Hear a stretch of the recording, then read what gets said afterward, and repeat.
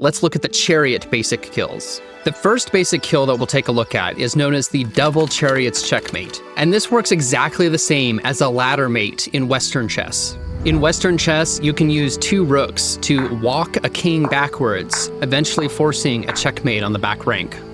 In Chinese chess, the Double Chariot Checkmate works exactly the same way. So let's take a look at this example. So we have here two chariots, and we can use those chariots to walk the general forward, producing a checkmate at the front of the palace. So if we move the chariot on file 2 forward 8 spaces, that'll be producing a check on the general.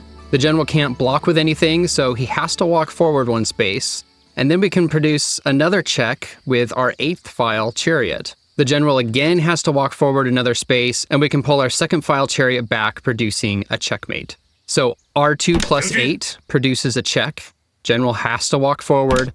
R8 plus 5 produces another check. The general can't walk backwards because of our 2nd file chariot, so the general has to walk forward 1 space. And the checkmate is delivered with R2 minus 2. General can't go backwards because of the 8th file chariot, and of course the general can't move side to side to escape the 2nd file chariot.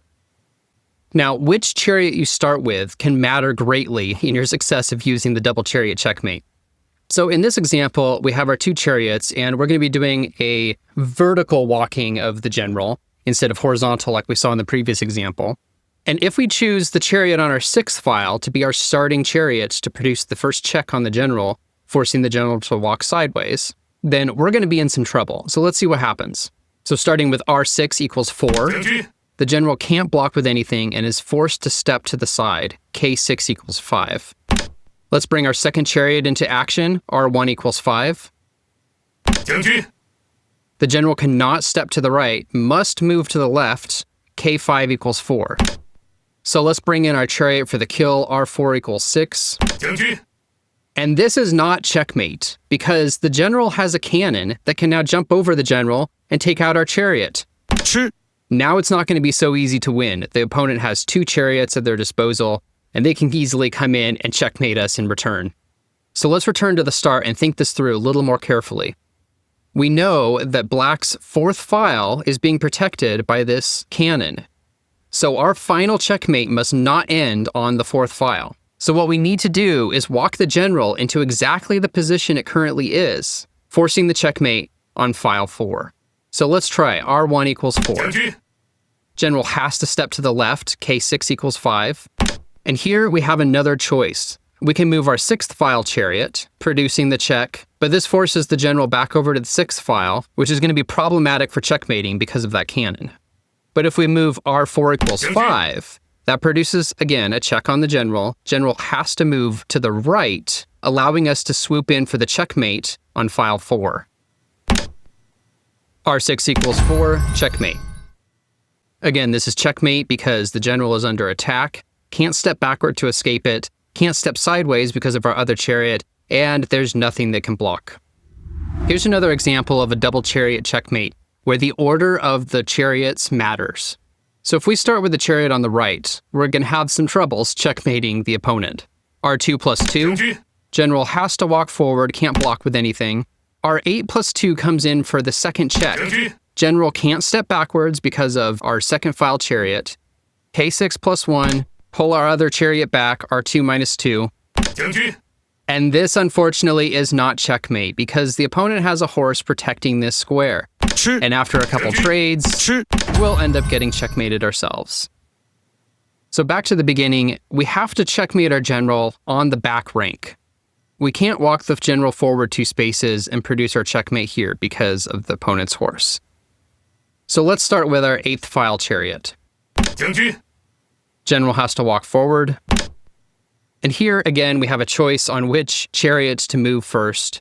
If we move our 2nd file chariot forward 1 space, general has to walk forward. And you might think, okay, well, that would work because we're checkmating from the other side. However, the opponent has this elephant that can block, and now it's not so easy to checkmate. So again, back to our choices. The safest option is R8 minus 1, which leaves our 2nd file chariot blocking this row, forcing the king to step back 1 space. R8 minus 1, K6 minus 1, And now we can go in for the checkmate with r2 plus 2.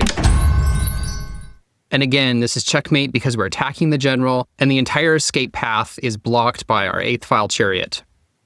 So when you're playing Xiangqi and you see a double chariot checkmate in your line of sight, you have to be very careful about the order of the chariots that you move and calculate it all out so that your final checkmate is actually a checkmate and doesn't have an escape for the opponent. Let's look at another variant of the double chariot checkmate. And in this example, it's not as clear as it was before. First of all, we have this advisor in the way. Secondly, the opponent has some pieces which are conveniently lined up to block an attack on one of the files. But fortunately, it's red's turn to move. So this advisor is not actually a problem for us. And the reason is because we have our chariots lined up so that we can take out this advisor and the opponent's general cannot take us back. So r5 plus 1 produces a check, general can't take us back and must sidestep it. Now, of course, they're going to want to sidestep onto file 4, which has some of their protections to delay the inevitable checkmate. But it's too late, because we come in with our chariot r5 equals 6, which would be a checkmate, except that they try and block, and these are just performative moves. They can block with their other chariot, it doesn't matter, it produces a checkmate. And again, this is a checkmate because the opponent's general is under attack, and the escape square is being blocked by this centroid chariot. Here's another double chariot checkmate, and in this example, it doesn't matter which chariot you start with. r8 plus 6 produces a check, general has to walk forward, and we can just walk that general down into checkmate. So r8 plus 6, k4 plus 1, r7 plus 4, k4 plus 1, and we can come in for that final checkmate with r8 minus 2. So here's another example, and this one is not so clear because there's no clear immediate check on the opponent's general. Our 8th file chariot can't really do anything. The only option seems to be our 9th file chariot could take out this advisor, but that's kind of like a rook sacrifice, and the opponent's general could just take it out. Now, if they take us, it's an immediate checkmate in 1. So the best move for black is actually to advance forward, ignoring that chariot. And now we can swoop in for the kill. r6 plus 1, check. And if they step backwards, it's checkmate. If they step forwards, it's checkmate.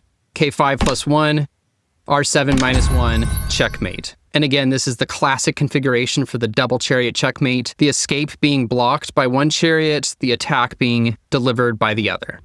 All right, here's our last example of the double chariot checkmate. And this one is a little interesting because the opponent's general is protected by their advisors. And if we use our 4th file chariot, r4 plus 5, then they can just take us out. You might also think that they could take you out with their general, but they can't, and the reason is because of our cannon on the bottom rank. So if we were to advance that chariot, the general cannot take us back because this chariot is being protected. Now, that might be a good feature to help us out with this checkmate. So if we were to start with our 8th file chariot, the general couldn't sidestep that and would have to block with their advisor, which would remove that advisor from the position of being able to take out our other chariot. So our a plus 9, black has to respond with a5 minus 4. And now we can begin our checkmate sequence. r4 plus 5, general has to step forward, and now we can begin walking the general into a checkmate using our double chariots. Again, a classic configuration for the double chariot checkmate. The escape path is being blocked by our 8th file chariot, and the attack is being delivered by our 4th file chariot. General can't take back that chariot because of our cannon. So that concludes the double chariot checkmate. It's definitely one of the most basic of the basic kills.